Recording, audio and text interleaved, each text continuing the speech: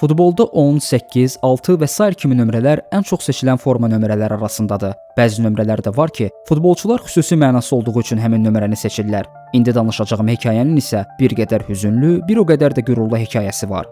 Newcastle-ın Braziliyalı yarım müdafiəçisi Bruno Guimaraes getdiyi hər klubda 39 nömrəli formanı seçməsinin səbəbini emosional şəkildə izah edib.